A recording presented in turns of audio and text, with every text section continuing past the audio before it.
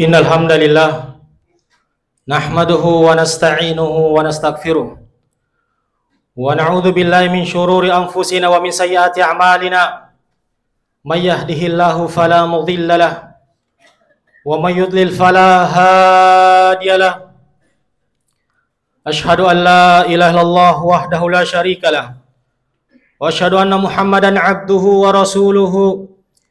Ya ayyuhalladzina amanu taqullaha haqqa tuqatih wa la tamutunna illa wa antum muslimun. Ya ayyuhan nasu taqu rabbakumul ladzi khalaqakum min nafsin wahidah wa khalaqa minha zawjaha wa batha minhuma rijalan katsiran wa nisaa'a wattaqullaha alladzi tasaaluna bihi wal arham innallaha kana 'alaikum raqiba. Ya ayyuhalladzina amanu taqullaha wa qulu qawlan sadida yuslih lakum a'malakum wa yaghfir lakum dzunubakum wa may yuti'illaha wa rasulahu faqad faza fawzan 'azima. Amma ba'd. Jamaah Jumat yang semoga senantiasa dimuliakan oleh Allah Subhanahu wa taala. Kalau kita bertanya, hari yang paling indah dalam kehidupan kita itu hari apa? Ada yang menjawab hari yang terbaik, yang terindah adalah hari di mana dia lahir. Ada yang menjawab hari yang paling indah adalah hari pernikahannya. Ada juga yang menjawab hari yang paling bahagia adalah hari di mana dia mendapatkan bonus, terima insentifnya. Maka jamaah sekalian, di dalam Islam ada hari yang jauh lebih bahagia daripada hari-hari tadi. Yang mana kita sudah masuk di dalamnya, yaitu 10 hari pertama di bulan Dzulhijjah. Kenapa jemaah sekalian menjadi hari yang paling bahagia? Dalam hadis riwayat Bukhari kata Nabi sallallahu alaihi wasallam, "Afdhalu ayyamud dunia." Sebaik-baik hari yang ada di dunia ini dari 365 hari. Kata Nabi sallallahu alaihi wasallam, yaitu ayyamul ashr, yakni ashril Zulhijjah, adalah 10 hari, yaitu 10 hari pertama di bulan Dzulhijjah. Kita sudah berada di tanggal 3 Dzulhijjah. Masih di dalam kebaikan, masih dalam hari yang terbaik. Maka Allah Subhanahu wa taala mempertegas betapa istimewanya hari-hari seperti ini. Allah Subhanahu wa taala berfirman di dalam surah Al-Fajr di ayat 1 sampai 2. Kata Allah, "Wal fajr wa layalin 'ashr." Demi fajar, demi malam yang ke-10. Dalam tafsir dari Ibnu Qayyim Al-Jauziyah rahimahullah, dalam kitab beliau At-Tibyan, kata beliau bahwasanya ketika Allah bersumpah dengan makhluknya, wad-duha, wal asr, wal fajr, menunjukkan nilai yang sangat penting, yang sangat indah di dalam makhluk itu. Maka Allah bersumpah dengan wal fajr, demi waktu fajar. Syekh Fakhruddin mengatakan, waktu yang mana waktu fajar ini? Dalam satu pendapat beliau, waktu fajar yang dimaksud adalah waktu fajar di hari 10 pertama di bulan Dzulhijjah. Kenapa? Karena diikutkan di ayat setelahnya, walayalin ashr, demi 10 malam. Maka kita sudah berada di momentum tersebut. Maka giatkan ibadah, maksimalkan ibadah. Yang tadinya membaca Al-Quran 1 ayat, ditambah jamaah sekalian. Yang sedekahnya 5.000, ditambah jamaah sekalian. Kita sudah berada di hari yang mulia. Oleh sebab itu, Ibnu Rajab mengatakan bahwasanya hari-hari ini hari yang sangat dicintai oleh Allah. Ahabbul ayyam, Allah yang sangat cintai hari ini. Maka siapa yang sholat sunnah maka sholat sunnahnya dalam sejarah kehidupannya, sholat sunnah yang paling Allah cintai. Siapa yang sedekah hari-hari seperti ini, maka sedekah Anda yang paling indah di sisi Allah. Siapa yang dia berbakti sama orang tuanya, maka di hari itu direkam. Itulah hari terbaik Anda berbakti kepada orang tua di bulan Dzulhijjah. Mafhum mukhalafahnya, pemahaman kebalikannya. Siapa yang bermaksiat di bulan seperti ini, maka maksiat Anda, dosa Anda di dalam sejarah kehidupan Anda yang paling mengerikan di sisi Allah Subhanahu wa taala. Yang bermaksiat dengan matanya, maksiat itu yang paling buruk di sisi Allah. Yang mengambil harta kaum muslimin, menzalimi orang lain di hari-hari seperti ini, maka kezaliman Anda yang paling besar di sisi Allah. Maka ayo kita ambil kesempatan dengan memperbanyak ibadah kepada Allah. Apa saja bentuknya?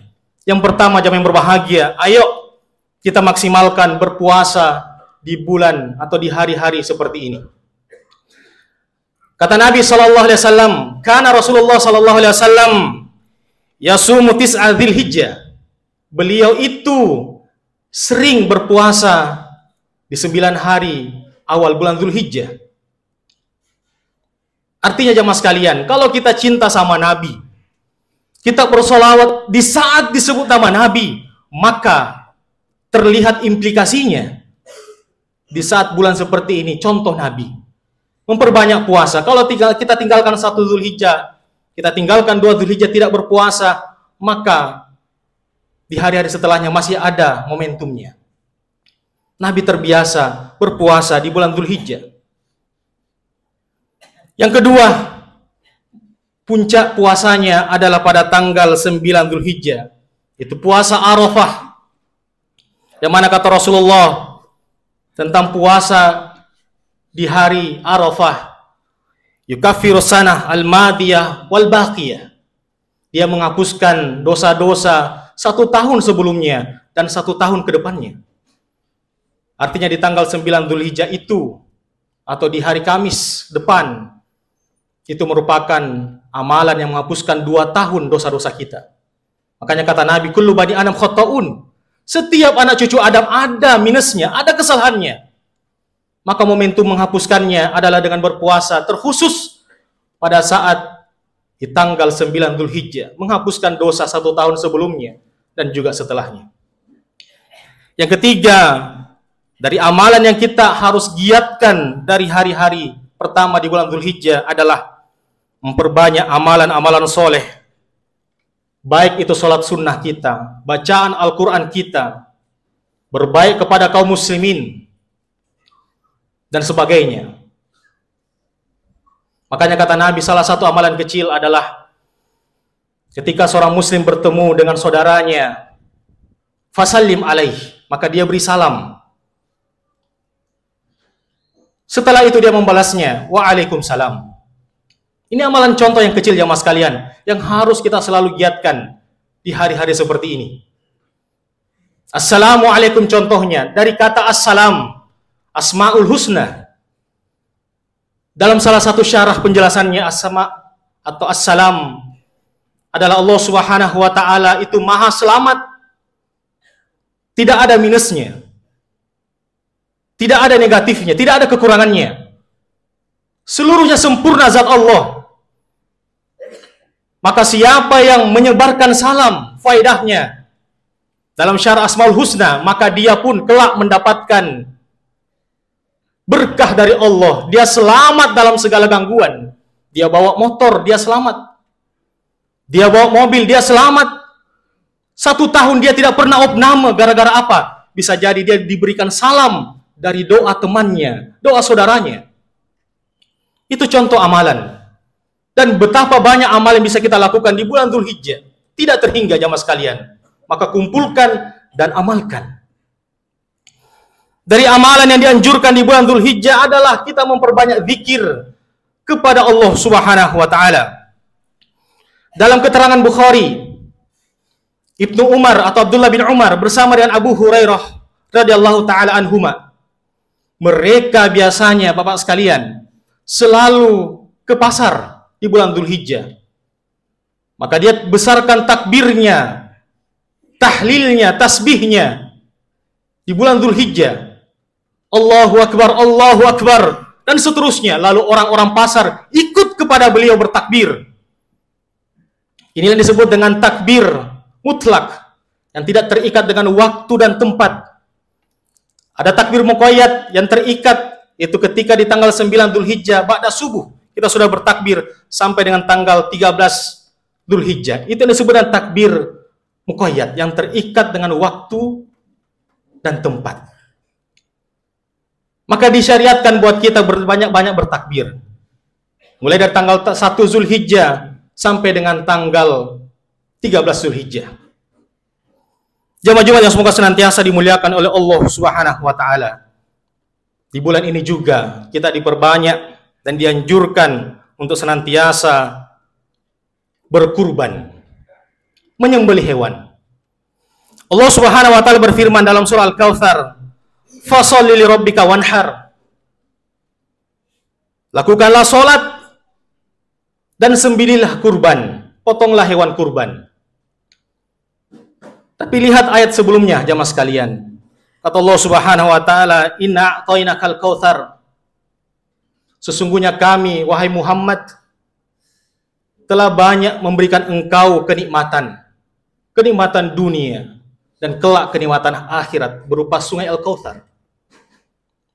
Tapi ayat ini juga bisa masuk dalam konteks kehidupan kita. Wahai hamba-hamba Allah, Anda telah diberikan usia yang panjang, keluarga yang sakinah, badan yang sehat, tubuh yang sehat. Banyak nikmat yang Allah sudah kasih kepada Anda. Fasholli li rabbika wanhar. Oleh sebab itu lakukan sholat dan jangan lupa untuk berkurban. Maka jemaah sekalian, oleh sebab itu rata-rata imam madhab mengatakan cuma 2 berputar jemaah sekalian tentang hukum berkurban bagi seseorang. Antara dia sunnah muakkadah atau wajib. Tidak ada opsi lain. Bahkan kata Imam Syafi'i rahimahullah, salah satu pendapat beliau, siapa saja yang sudah memiliki biaya untuk berkurban dan dia telah nafkahkan keluarganya dengan beberapa hartanya, ada sisa dan ada nominal untuk membeli hewan kurban, maka wajib bagi dia untuk berkurban. Ayo jemaah sekalian, kumpulkan dan kita menyembelih karena Allah. Tanda kita mau qarib kepada Allah, mau dekat sama Allah. Jemaah sekalian, coba lihat. Ada sebuah berita. Nenek yang usia 62 tahun di kota Mataram yang bernama Nenek Sahnun.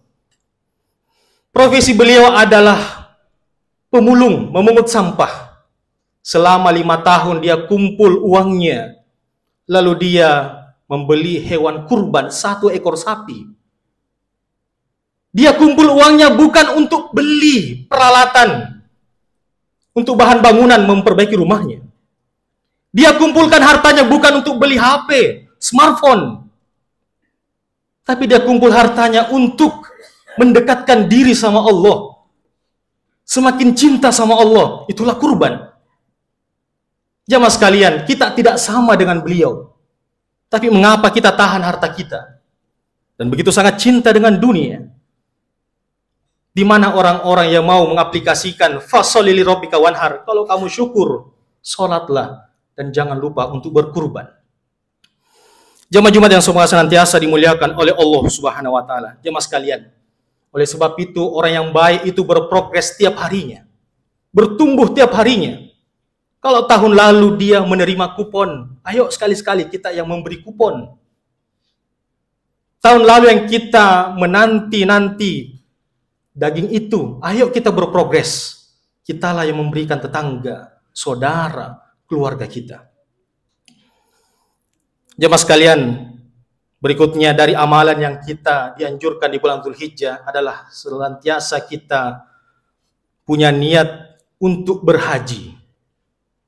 Menunaikan rukun Islam. Sebagaimana saudara-saudara kita yang sedang berada di Mekah atau di Madinah yang akan siap-siap melaksanakan rangkaian proses ibadah haji. Yang mana kata Rasulullah, bunyal Islamu ala khams. Salah satunya kata Rasulullah, wa hajjil bait. Islam dibangun di atas 5 perkara. Salah satunya adalah menunaikan haji ke Baitullah. Maka jamaah sekalian, kalau memang harta kita belum cukup, maka Allah melihat orang-orang yang serius. Allah melihat orang yang sudah mendaftarkan dananya.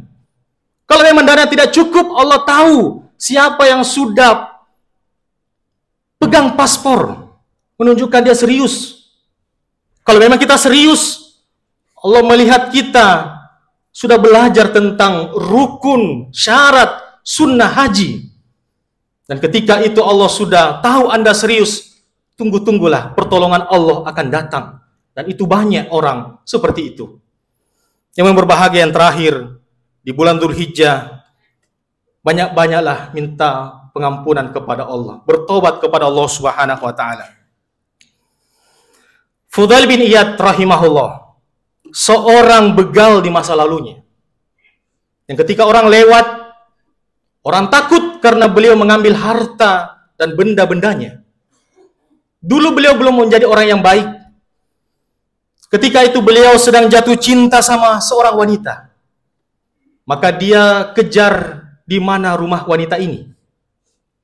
Tak kala mendapatkan posisi rumah si wanita tersebut, maka dalam diamnya dia memanjat beberapa dinding rumah untuk masuk ke rumah wanita ini.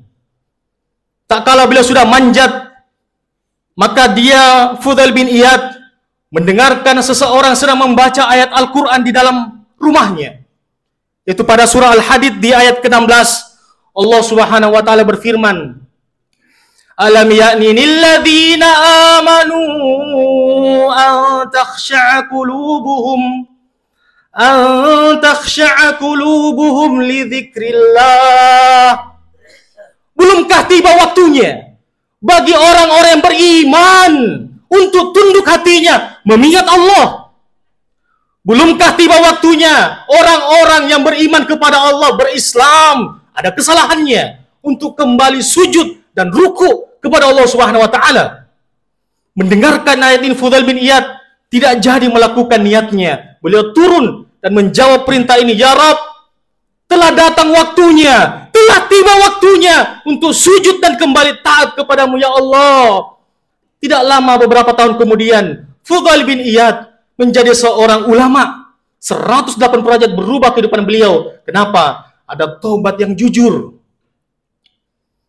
ada insaf yang betul, menyebabkan beliau menjadi seorang ulama, yang mana orang kaum muslimin datang kepada beliau, menimba ilmu kepada beliau. Fudail bin Iyad rahimahullah. Yang berbahagia, kisah yang sangat berbahagia, kisah yang sangat agung. Wahai hamba-hamba Allah yang pernah menzolimi matanya, belumkah tiba waktu Anda untuk bertobat kepada Allah? Wahai hamba-hamba Allah yang pernah mengambil harta kaum muslimin, belumkah tiba waktu Anda untuk mengembalikan harta itu dan tunduk kepada Allah Subhanahu wa taala? Maka jemaah sekalian, di hari yang mulia ini dan juga di hari Jumat, banyak-banyaklah kita beristighfar kepada Allah Subhanahu wa taala. Barakallahu li wa lakum fil Qur'anil azim wa nafa'ani minal ayati wa dzikril hakim wa taqabbalallahu minna wa minkum tilawatahu innahu huwas samiul alim.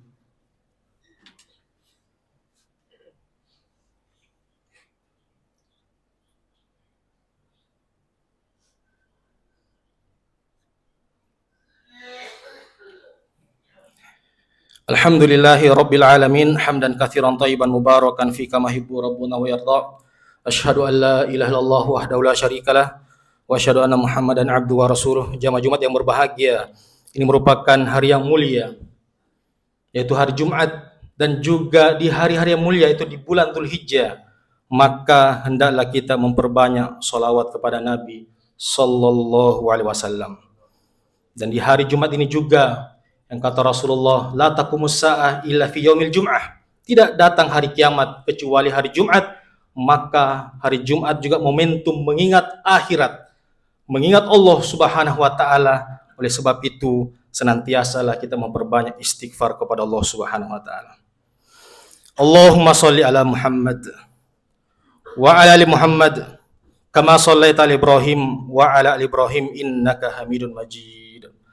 Allahumma ighfir lil muslimina wal muslimat wal mu'minina wal mu'minat al ahya'i minhum wal amwat innaka samiun qaribun mujibud da'wat. Allahumma inna nas'aluka al-huda wat tuqa wal afaf wal ghina. Allahumma inna nas'aluka al-jannah wa na'udzubika minan nar. Allahumma inna nas'aluka al-jannah wa na'udzubika minan nar. Allahumma inna nas'aluka al-jannah wa na'udzubika minan nar. Allahumma inna nas'aluka al-husnul khatimah wa na'udzubika minal su'ul khatimah. Allahumma yassir lana lil hajj wal umrah. Allahumma yassir lana lil wuqufil arafah. Rabbana zalamna anfusana wa illam taghfir lana wa tarhamna lanakunanna minal khasirin. Rabbana atina fid dunya hasanah wa fil akhirati hasanah wa qina adzaban nar. Subhanakallahumma bihamdik asyhadu an la ilaha illa anta astaghfiruka wa atubu ilaik wa aqimus shalah.